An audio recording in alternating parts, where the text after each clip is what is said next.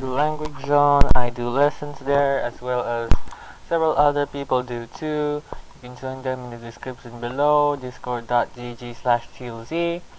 And this is my fourth YouTube video on my native language, Tagalog.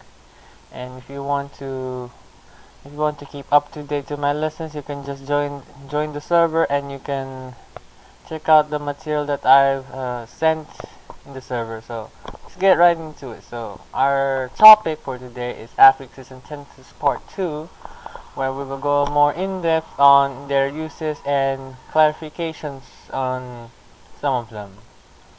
So of course, our quick recap with adverbs: they point out the place, time, and manner of certain things.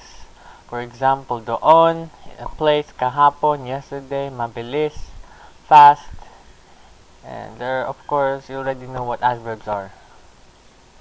The other uses of affixes we can recall: in is used in when the object is being focused on or being talked about.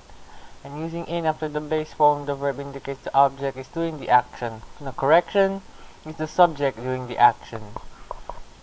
Only an and in are used as a suffix. So for example, harang as a noun means block. And if you use it as a verb, it says harangin. So in and are used differently, and here's why. So harangin mo siya, you go block him. That's a general translation. And humaharang lang siya sa iyo, blocking. But it's I'll explain it. Wait. So based on the previous slide, putting in the base form of the verb indicates a second person is doing the action. In this case, siya. So meaning like a person that's far away or someone that's not included in the conversation. If you're talking about someone in a third person sense, the is the way to go. And in is used when the subject being talked about is either yourself or somebody next to you, like someone included in the conversation, or literally just like a command, an imperative, an order. That's how it's used. So infixes can be used in nouns, of course they can, and only certain ones are used, because if you use all of them, then that doesn't make sense. So these are some of the infixes used in nouns. So an, so dash an denotes the place that noun belongs to. For example, computeran, that means a place where you use computers. Kainan, a place where you eat, like a cafeteria and stuff. And then and sasakyan, where of course means car. So in turns the word into imperative form. So as I said in the previous slide, it can be used as a command. It can be used as a command or an order, but it's generally used in an imperative form. Ma, the ma, it goes before the noun, so it turns into an adjective. So for example, too big meaning water, and if you add ma to it, matubig, it becomes watery, waterish, like anything that has the characteristic of water, if I can say that. And mag turns into an infinitive form of the verb. So if you don't know what an infinitive is, an infinitive means that it's a verb but doesn't really act like one. I don't know how to explain that, to be honest, but that's what it is.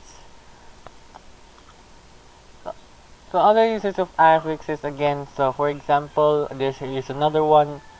Pupunta kami sa kainan mamayang tanghali. So that's how we say it. So pupunta, will go. Kami, we. Then sa, it indicates a place where, at. Kainan, an eatery or a place where you eat, cafeteria. Mamayang, later, it indicates time. Then afternoon, afternoon. Oh. Okay, tanghalit, afternoon. So the trick is to pick out certain words and phrases in the sentence. So if you can recognize at least 4 words in the sentence, you can understand what the whole sentence means. For example, if you could understand at least pupunta, kainan, and tanghali, then that means you will go somewhere later afternoon. So you wouldn't know where they're going, but you would know that they are going. So that's just my opinion. I don't know what the other side would tell you, but that's my personal opinion. So of course, other uses of affixes. Another affix is pa. It turns the verb into imperative form. There's a difference from pa and in.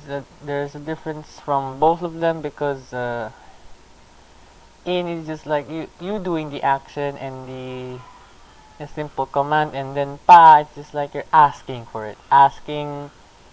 Uh, it's like asking for it, not an imperative form. Yeah, so pa is different from in because it's just asking for, and in is an imperative form where it's not a command and not an order. I think you get it.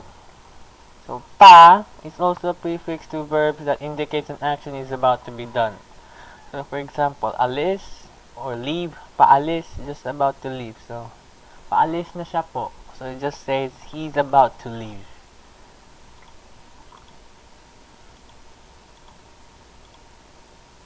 So other uses of affixes, the prefix na is used before a root verb indicating the action wasn't intentional.